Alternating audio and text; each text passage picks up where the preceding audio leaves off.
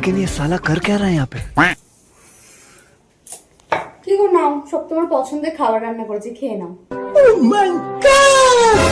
আজ তো আমার জন্মদিনও নয়, আমাদের অ্যানিভার্সারিও না, কোনো স্পেশাল অকেশনও নেই, তাহলে এই গরমের মধ্যে এত রকমের রান্না কেন করেছে?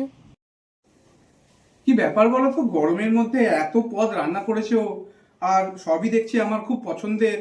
আর সকাল থেকে এত ঝগড়া ঝামেলা হলো আমাদের মধ্যে, তারপরেও তুমি এত রান্না বান্না করেছো।